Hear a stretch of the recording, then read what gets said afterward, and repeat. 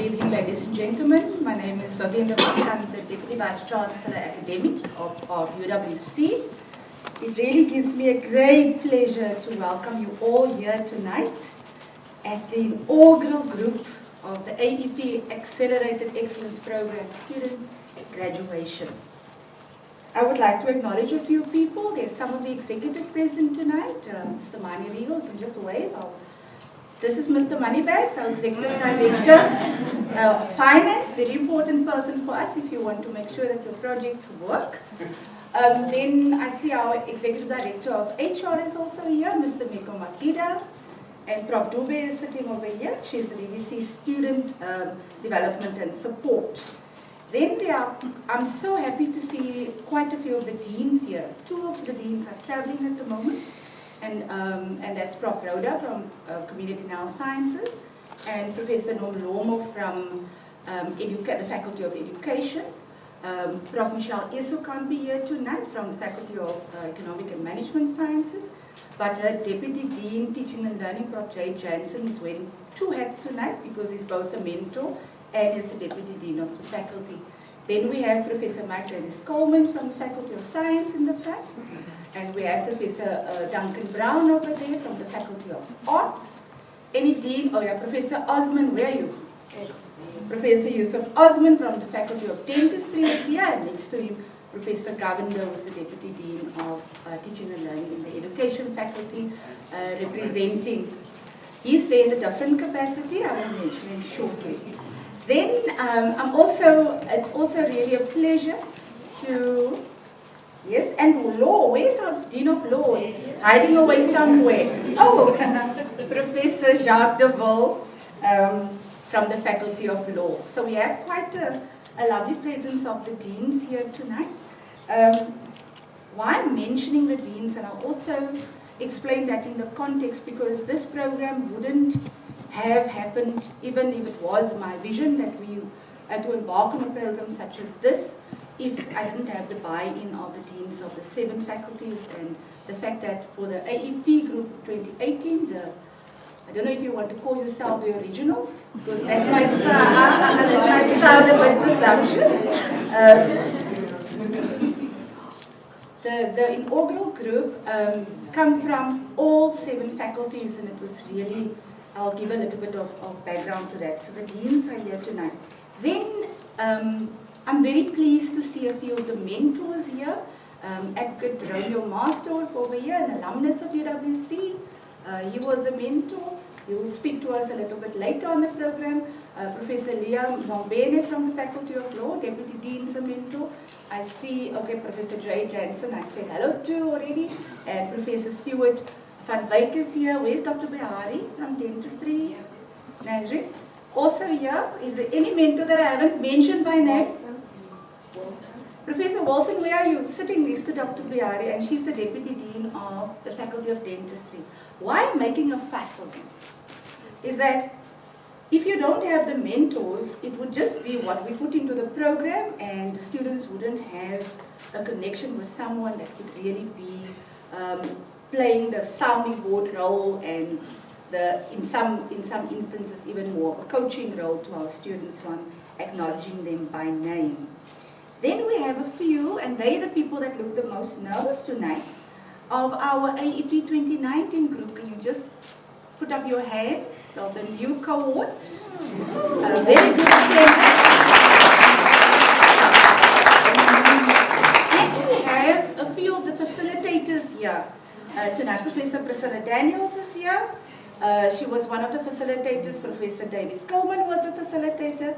Professor Duncan Brown was a facilitator as well. Those are the ones that I can see with my, and Tracy, Dr. Tracy, hi Tracy, what's your name? Oh my word. And Demara, so all from our community engagement unit within my line.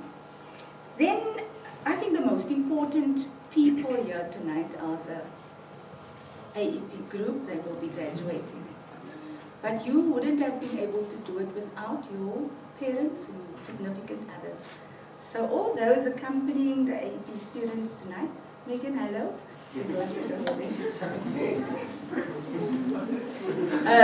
all the parents, significant others, I won't call you boyfriends and girlfriends and so on, I'll just call you significant others, they are here. And thank you also for your support to the AEP students this year. So where did this all come from? I joined UWC in 2015. And before that, I was the Dean of Faculty of Law at Nelson Mandela University in Port Elizabeth. And at that time, I had an enrichment program for all those students that were part of the Dean's Merit List. And the criteria at the time was that they had to get at least 75% average in all their subjects in order to get onto the Dean's Merit List. And besides the other activities that we had to improve student success, I saw what it does to the overall throughput, because those students then became the peer mentors of the middle band, shall I call the middle band of the student. Almost in thinking about it, taking students really from good to great. So when I came to UWC, it was really my vision that this has to be part of how we look at excellence and how we look at student success. And fortunately, when after very consultative process, and some of the deans know the many hours, and the deputy deans and students that were involved in this, the many hours that we put into crafting our plan. Our institutional operating plan, but specifically the DVC academic plan, that stipulate, or rather that provided for, amongst other things, how we rethink the graduate in the 21st century. And part of the graduate in the 21st century, there were a few apex projects surrounding that. The big one is Operation Student Success, because you cannot just have a program like this if you don't make sure that the things that you need to put in place, such as your tutor program and other kinds of academic support, of which peer mentoring is one, supplementary instruction would be another form, that those things are not in place. And therefore, what we did with the big apex project of Operation Student Success was to divide it into a few sub-projects. The one was around the enhancement of our tutor program. The second one was around the retention and success strategy to make sure that we can decrease the dropout rate of our students, but also make sure that our focus is on student success, that our students can be the best that they can be, not only academically, but in a holistic manner. And then we also added there that we should have an accelerated excellence program, which would then feed into the whole Operation Student Success. And the criteria was simply that we look at basically the top 10 in the faculties, and then the deans become very important because they liaise with I'm the sponsor of the program, but Dr. Morton, Anita Morton here, is the driver of the program, and it wouldn't have happened, it would have remained just a mere vision if it wasn't for her and each of the other role players that really thought about what it is that we needed to do. And so they then select 5 students from that group of students. They get the option, they get invited, and if a student opts not to take the position, not to take the position, then we made a provision for one of the others in the top 10. We also look at representativity, but it was really about the one key priority around excellence and student success. It's not the one or the other, the two go hand in hand. I'm giving you this background because we have a new AEP group here as well, and the mentors already understand their roles in relation to this. But it's not a standalone thing, a nice to have, it's not even a lead program, it is part of our Operation Student Success. And so this vision became a reality. As I said, so what was my experience with some of you? Now they're probably going to worry, am I going to choose them? My first meeting with them, there were a few, I mentioned it to the new group because there were 23 in the first meeting. think you guys were probably you were worried, what is this new thing? And there were about 6 of you. And I thought, oh my word, are we going to start with 6? And we've invited 35. And Zaria was the only female there, and she was so worried. I cannot be the only female student in this group. Where are the others?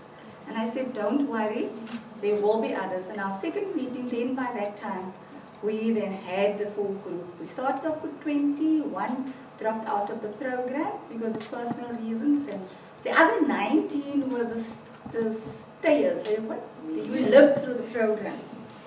And what struck me really was that excitement of your first residential. I'll never forget, as long as I live.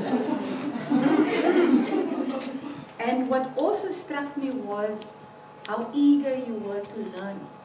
Because these are the top performers, ladies and gentlemen, in their faculties.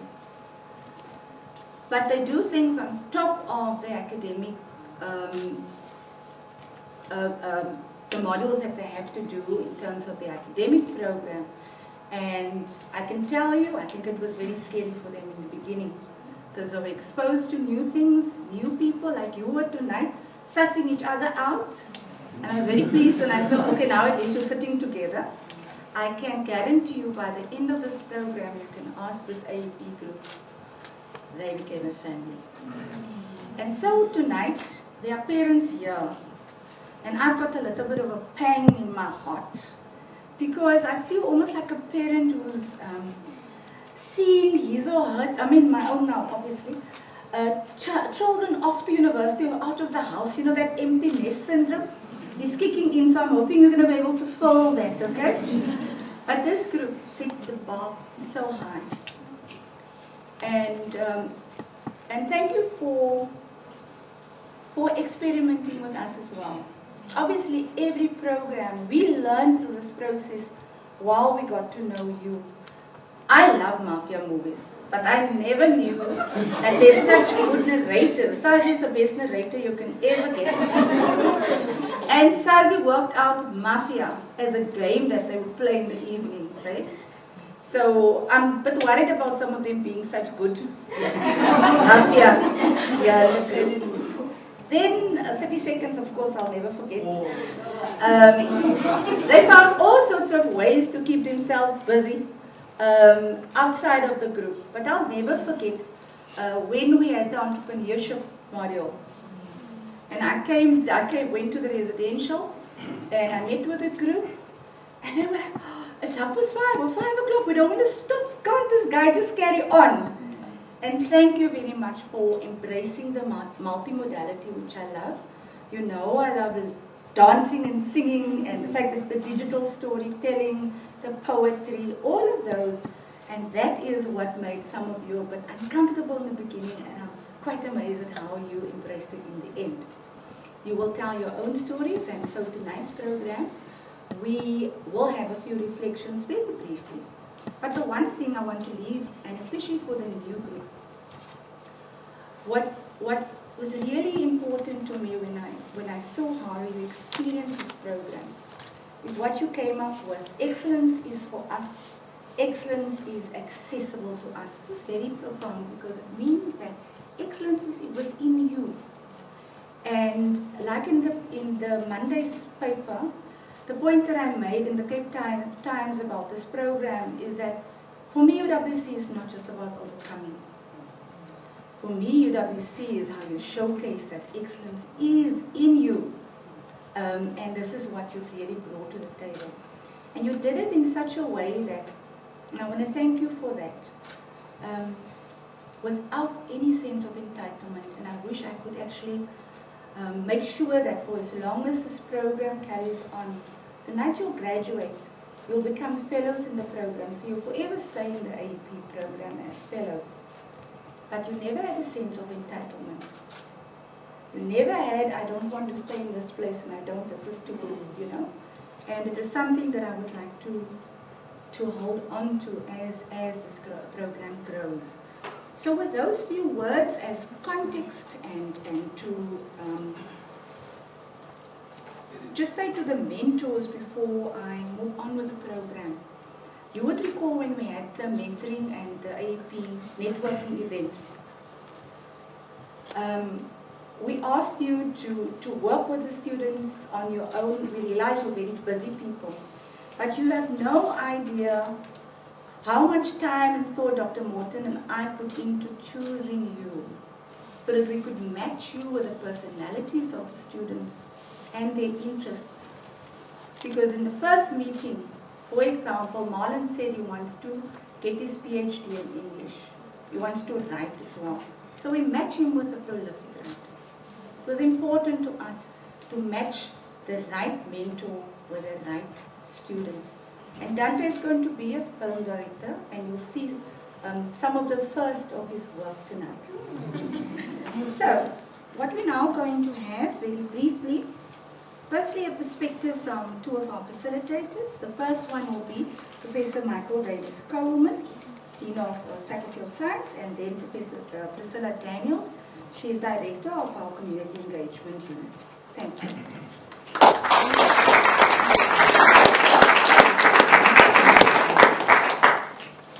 Good evening, everybody. My name's Mike.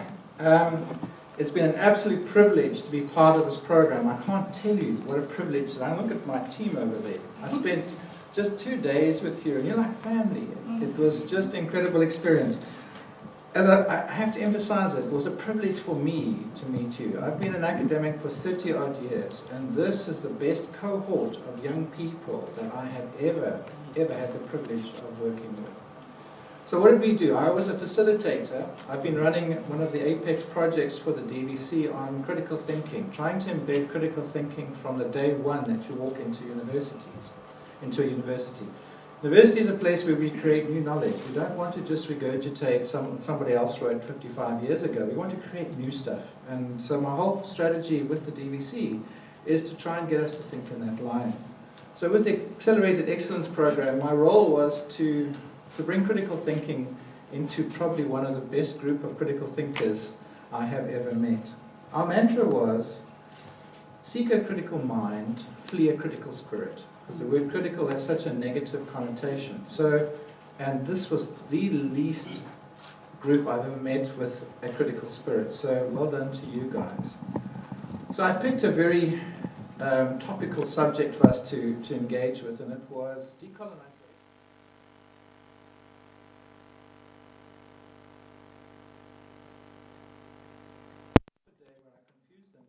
Giving them contrary literature, popular literature, academic literature, which they've struggled with a little bit, as one does. I struggle with it, so they must have struggled with it too. And the next day we then learned to listen. All of us learned to listen, because listening is how you become wise.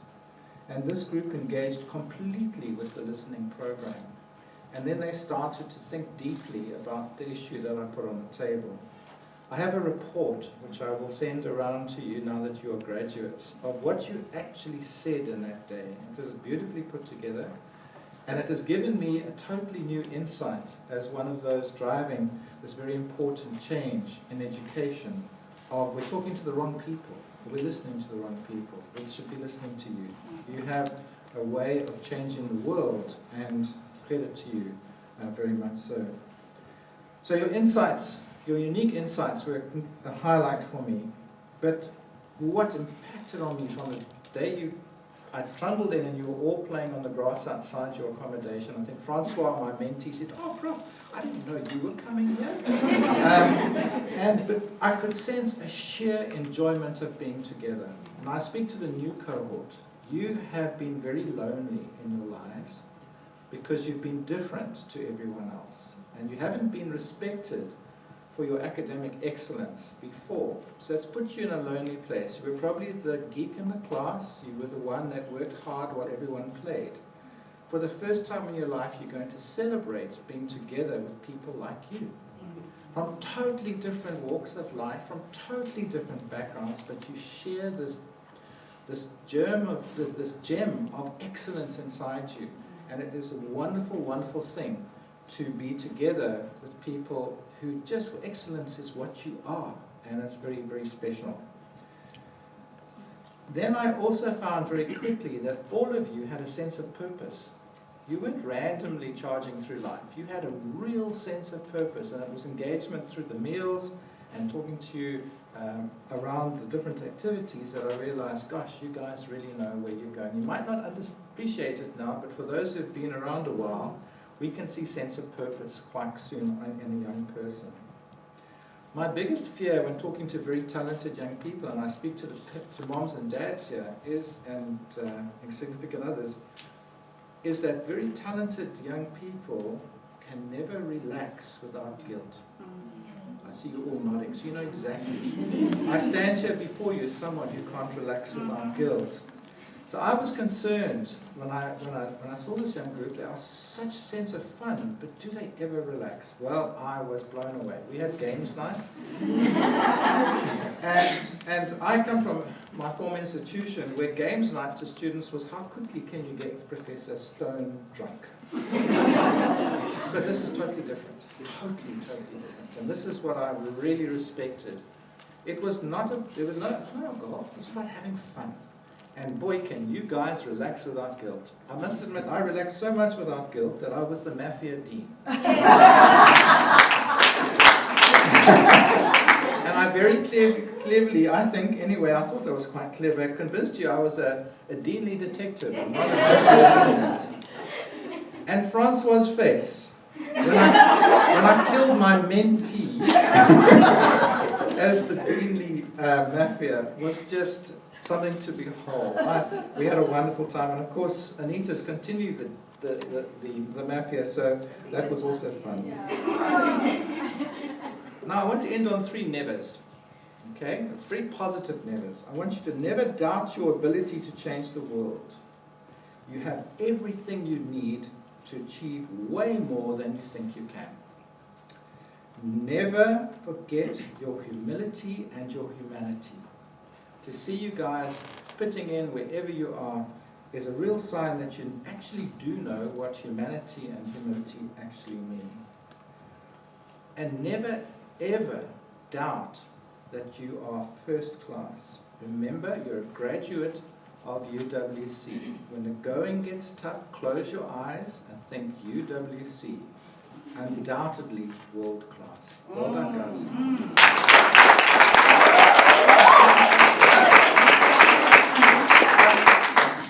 Good evening, ladies and gentlemen.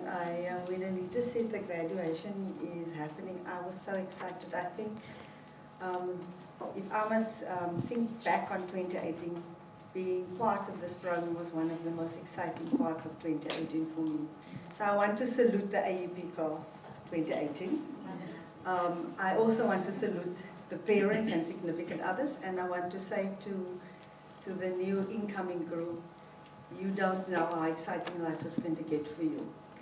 When I was thinking about what am I going to say to you, and I thought to myself, when Prof said to me, oh, do you want to facilitate the community engagement section and the leadership, I thought, how are you going to work with these beautiful young people and the leadership, because just being there already makes them leaders. So the quote I want to, for me, that really summarizes who you are, is that circumstances do not make the man, they reveal them. And that's James Adam, because I went to go look for a quote and I thought, not even go back to the real old stalwarts of thinking. And I think what happened when we came, myself, and I also just want to say that Jo wanted to say, I must say congratulations to you. She's not here because her grandfather passed away, but she's very excited about the fact that you guys are graduating. And I think that the big thing was, for me, is that you gelled so well. You worked well together, because we taught our courses by making you work in groups. And you were so excited to do the work. And you came up with so many amazing ideas. And your ability to make yourself vulnerable, your ability to explore new avenues of learning, your ability to do new things, to me was just, and I remember when we showed you one of the videos about what it meant to be a leader in Africa. And I said to you, we are not waiting for the future is here. You are the leaders. And that is what I want to say to you. I think that throughout this process you have shown us that we are only the signposts. We are the facilitators for you to get to know who you really are, who you have, the power you have within yourself, the excitement, the ability to overcome. Because I think what really motivated me about all of these students were the fact that none of them had an easy life. But you never heard them complaining. You never heard them saying anything negative. I think you were the most positive group I've ever come across. None of you said, oh, we must all go write an exam. You showed up. And that's what is important about a leader, is you need to show up, you need to be present, you need to be the best of who you are, and then you need to use the best of who you are to come up with the best solutions. And that is what we need, best solutions for the current challenges that we face in our society. And I think you will face many more challenges. But I have no doubt that you are going to overcome them and be excellent. And the other thing that stood out for me was the fact that when we had the evening, and I said to Prof said to me, oh, are you going to come? And I said, no, Prof, let's first ask the students, because they were going to talk about sensitive things, and I'm very aware that, you know, we need to be invited into certain spaces. And they said, no, please come. And that to me was just as amazing, because you authentically showed up, and you were okay with other people seeing you in your bliss, seeing you in your pain, seeing you in your learning, because it didn't matter, because you believed in yourself and you showed up authentically. And that is when I got to know the mafia. Oh my God, did I have fun. And I think that is the other thing, is your ability to be innovative. Because every night then we would sit, and then there would be a story worked out, a new storyline, and there would be new people. And I think that is all part of innovation. You didn't go and say, oh, let's take an old game. Every time when you did the mafia, it was a new game. It was a new story, and the settings were all more amazing than the next settings. And I think that is what it's all about. It's about being able to have the facts, the scientific knowledge we need, but to also think out of the box, to be able to move into new spheres. And then the other thing, in closing, I want to say, what I felt was the best during our last course, is you made us walk around this place in the dark, making us walk all over the show, looking for where we need to go play the mafia. And at one stage, I didn't know what's going on with these students. And everybody kept on disappearing.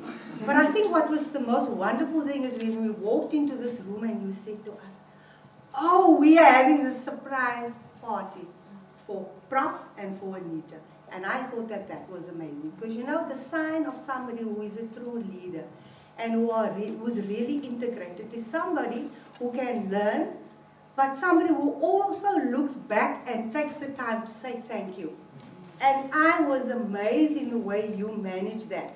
So I want to say that there were differences in the mafia game, but in actual fact, you are all the mafia. Because there, you hid it from us, and we were walking around looking, and you held yourself together the whole day, and none of us knew you were having this surprise party.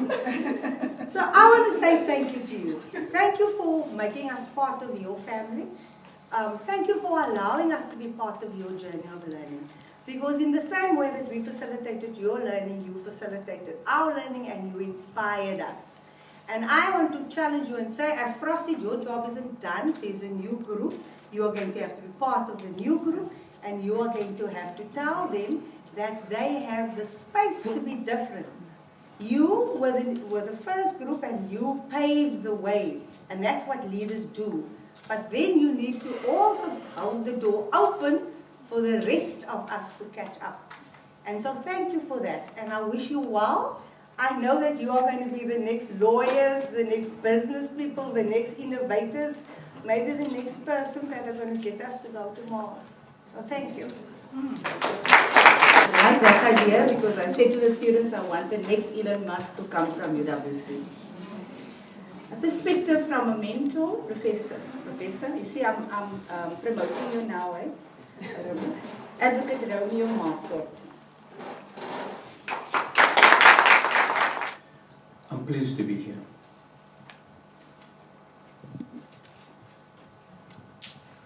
And I think it needs to be said, having just heard a few inputs now, that this was not meant to be. And that group was not meant to be. If I should follow the expected unfolding of our history on this continent. You see, it so happens that we are part of and very much born of this continent.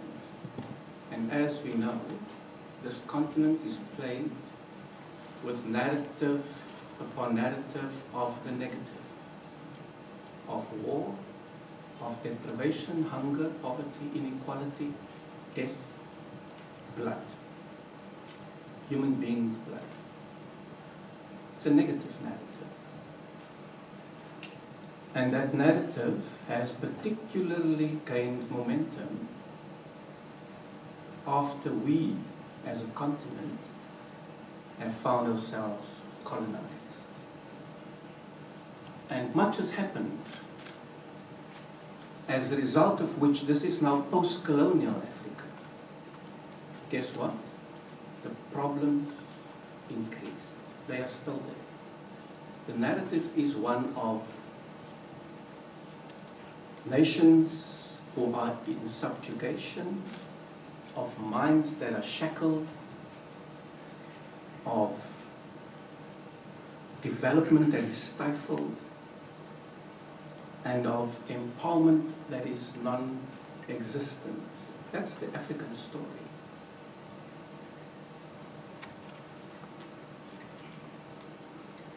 And because of that history, because of that story, we are now saddled with this multiple generational project to undo that narrative and to invoke, potentially instill a new communication, a new story. One that will unshackle, because that's where it starts. The unshackling of the mind, the liberation with knowledge, which in turn gives us access to opportunity and to unlocking our intrinsic potential. If it's okay with you, and even if it isn't, I'll still do it. I would like to share a poem with you. And I'll just give you a bit of background. I was in Johannesburg, and let me just go 2 steps back. My day-to-day job is as legal advisor at Provincial Parliament. So, as you may know, I'm sure Prof. DeVoe would have told you at some point, Parliament makes laws. So, whenever a new law is to come out, as you may know, there are 9 provinces. Then what happens? The legal advisors from all the provinces gather in Johannesburg and we thrash out laws. And sometime later the law is passed. So we all make inputs as provinces. So I attended a such event in Johannesburg. And driving back from the seminar in a shuttle towards the airport, it was in June 2008, and I noticed while in the shuttle that there was a woman on an island at a 4-way crossing. It was raining. She was walking amongst the traffic and asking for handouts. What I did notice in addition was a child who was not able to walk because of age, it was still very much young, sitting on the island, potentially the mother's child. And now and again the mother would cast an eye at this child. Now that could have been in Cape Town, but the experience was in Johannesburg. And all the German cars, because of the rain, had the windows closed and the mother was dismissed. That's an African story.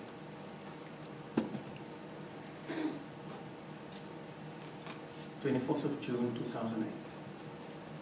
I landed at Cape Town Airport and I went home and I wrote this poem which I directed at that child.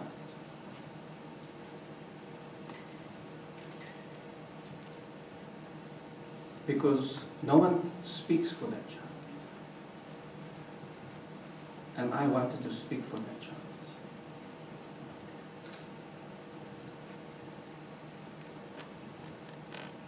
The poem is called Sorry, African Child. I, for all, apologize to you. You have come into this living world that offers you no life. You were born into a history that, for you, holds no future. For we will fail you. Your breath will be in vain. Your dreams of no consequence. Your innate ability a foregone futility, as you will not be allowed to be as we fail you. You are not of your own accord, but the wasted fruit of our collective indifference. Remember, this world of adult construct will have you rapidly forgotten. For we, the global us, with a hole in our soul, we will fail you.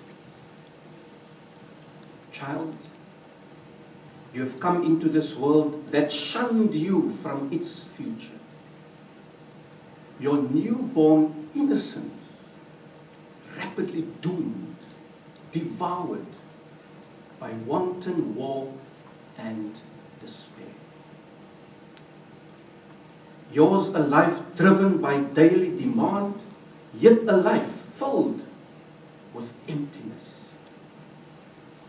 For what you could have had is with the haves.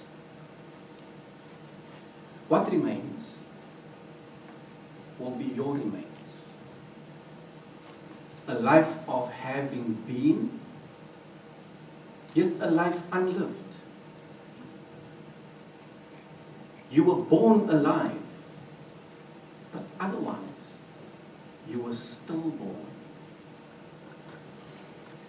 African child, I am so sorry. I wrote that poem that evening in total. That's why I'm saying this was not meant to be, if we follow that narrative. Because the pursuit of that narrative causes us to pursue riches, to pursue status, social standing, for self-gain and validation. But what we've seen is that more and more there is a pushback. They are pushing back and reclaiming a new African child spirit.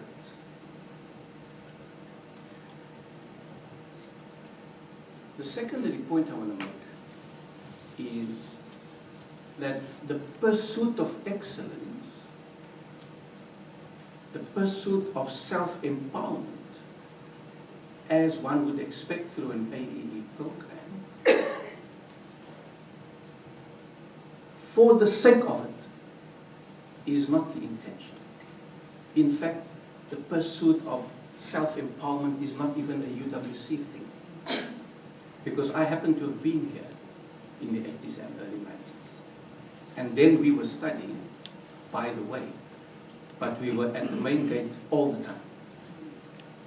And at the time, we didn't know that 1994 was going to happen in our lifetime. We had to do what we had to do because it needed to be done by us. We needed to lead from where we were. So the pursuit of excellence and self-empowerment, self-development is not a hollow pursuit. It's not one for the sake of it and an end in itself. On the contrary, it is, and this is the UWC thing, it is the pursuit to empower yourself for the sake of the betterment of others. Now that's just words, it's constructed in a sensible sentence. But you see, it's also a mindset one has to inculcate. Because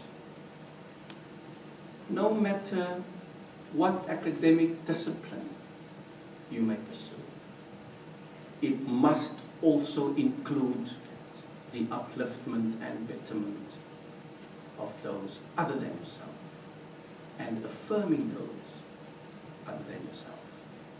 So what I'm really saying is that together with your academic excellence and performance, there should also be a social activism. Because the story, the narrative will be incomplete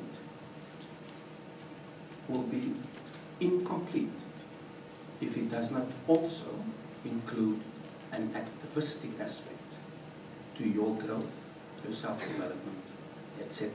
So that at all times you lead from where you are.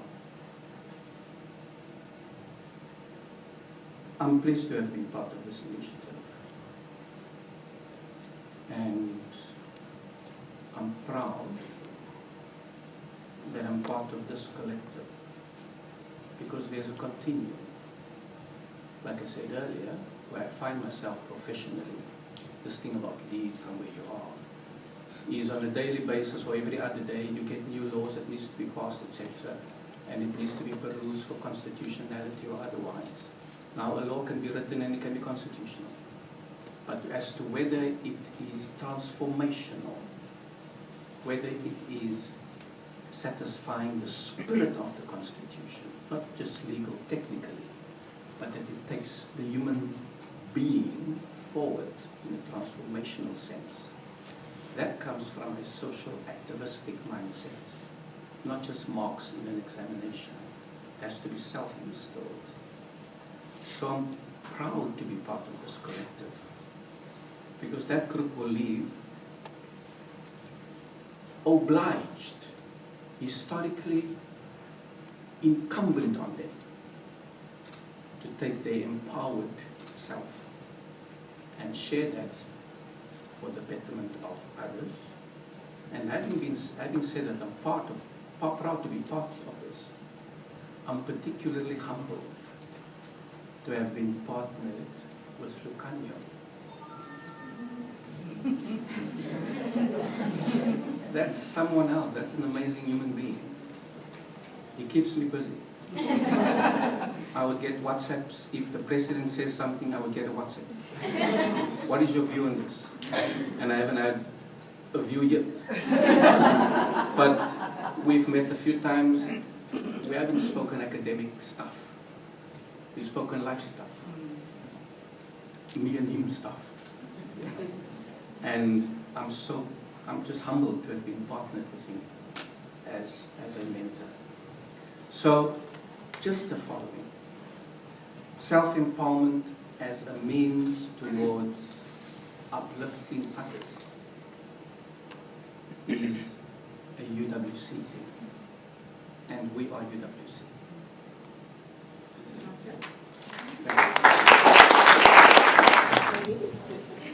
Marlon MacArthur.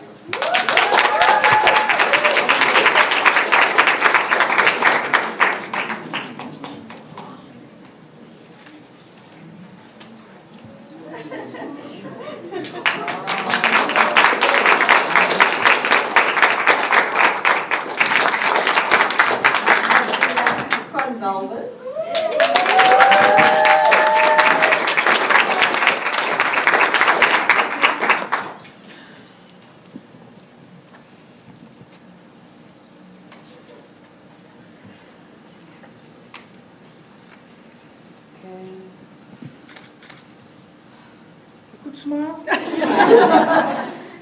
we go. Thank you.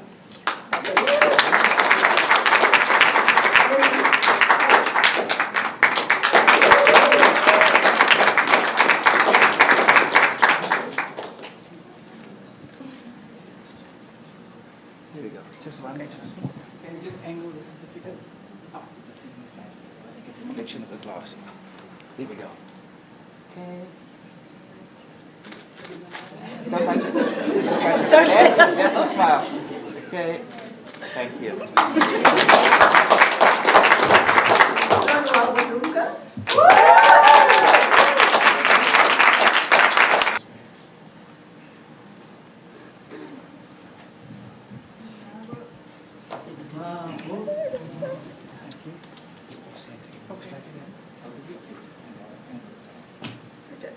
Better like that.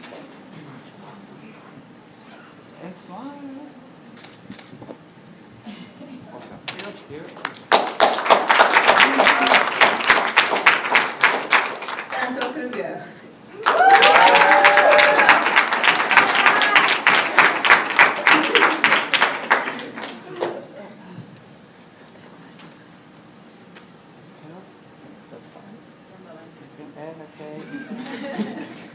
I hear you.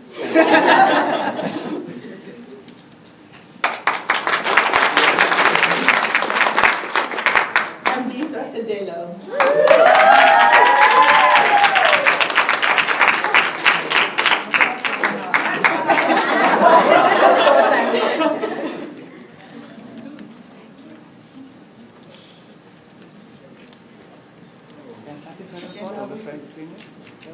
And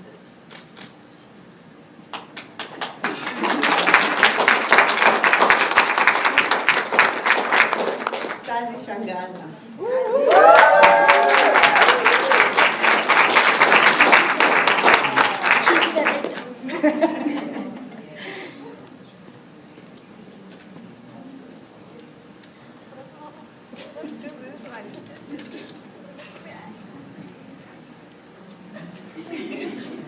No crying.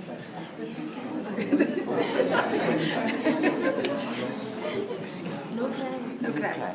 okay. Thank you.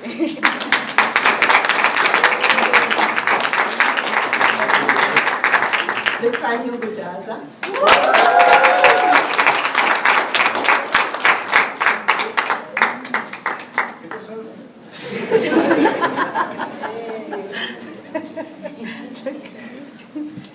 Okay, now. Here we go. Okay, here we go. And thank you.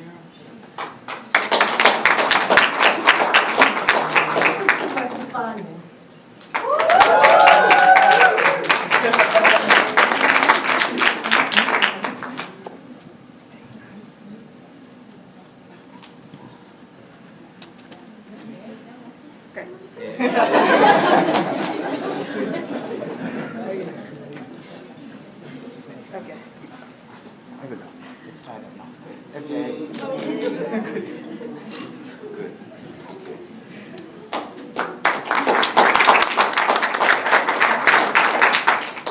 Lonal Levis.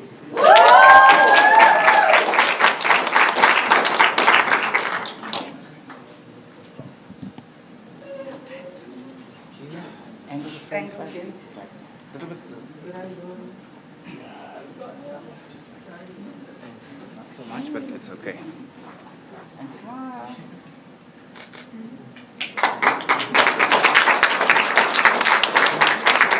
Dante Cox.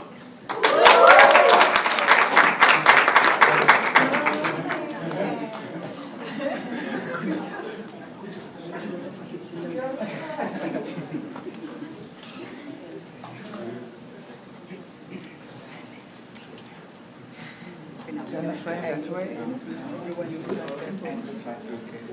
to see all the slides in it. Okay. Here we go. Okay. Works. Leona Brown.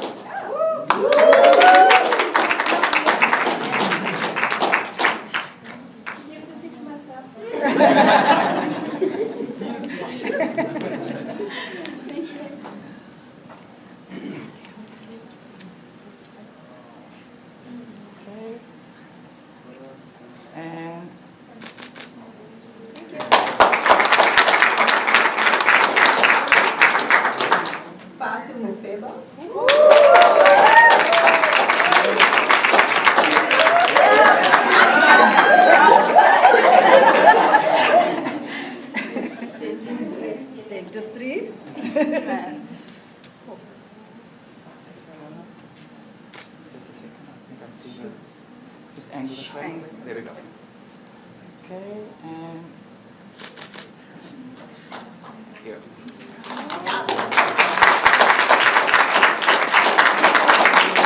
Melissa Adams.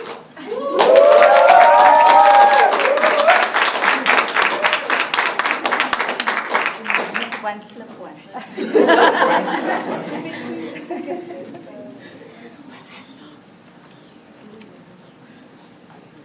Is it right? That's just a second. Okay. No, just turn it. That's it. There we go. Okay. Okay. All right. That works. Denzel Johnson.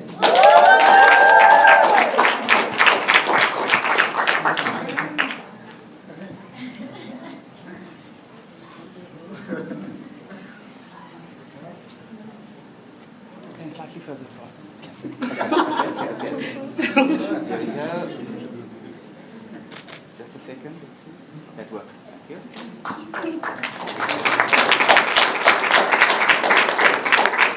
Stefan Patzer.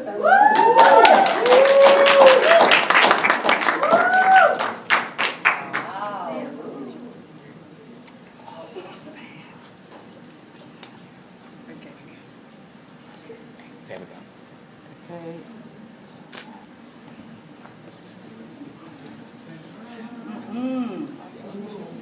Put on your other shoulder now. Of course. Okay.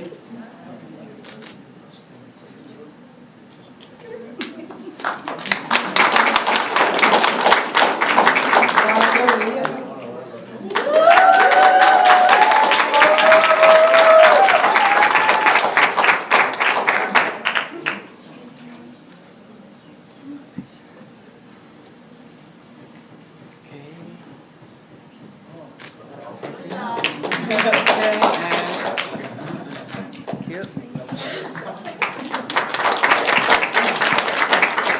And last but not least, Megan Douglas.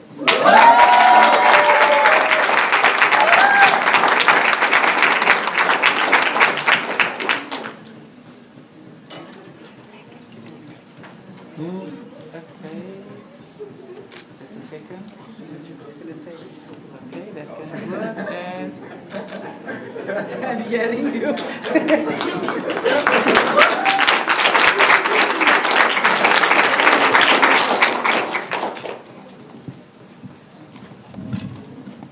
And so we get to the end of the program. And I'd like to say good evening, ladies and gentlemen, guests, colleagues, all protocols observed, and especially to the AEP, our guests of honor for tonight. In closing, I'd like to say that the AEP cohort, and I think I speak for all of us, and when I say all of us, I mean parents, facilitators, mentors. Tonight, we are so proud of you people, and you people will remain. Just an inside joke that they laugh at me because I call you people all the time. On a serious note, we are extremely proud of the inaugural AEP candidates. Yes, you might have heard, we have traveled together for a year in which we've become a family, all from other mothers and fathers, but a family all the same. We have been so privileged to have journeyed with you in your second year at UWC. We, and I specifically, want to thank you for giving of yourselves. In a way, by contributing collectively and individually to enriching all our lives. I think many of us have said it tonight. We've learned from you, not only you from us. The cohort was based, premised, couched, and exhibited the concept of Ubuntu in a real way. People came in and people spoke about it tonight, but you were embracing, you gave of yourselves. And the same thing of Namaste, you know, the God in me respects the God in you. People came in and you treated them with respect because you respected yourselves. This cohort really embraced diversity of the group, when we called ourselves a group, and of the family members. The caring and sharing was evident in all our interactions and all our activities. Thank you for making UWC a smaller place. There were times when people were going through horrific situations and they found UWC to be a vast place. It was big and it was isolating and it wasn't a nice place to be. But they chose to come and be with a group at times like that because you made it a family. The pioneers and this inaugural group will always be remembered for their humility, strength of character, and at no stage did entitlement rear its ugly head. And that we are very proud of you about. Each one of you have transformed and grown tremendously, almost in front of our very eyes. I wish I had a longer time to regale the audience of the journey that we've traveled, but it will take us to tomorrow and the next day and the next.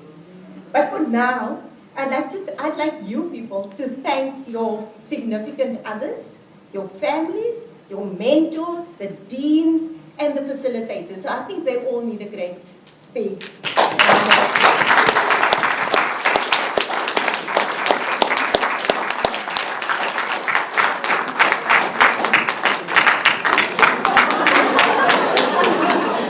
okay, do you want to stand and explain?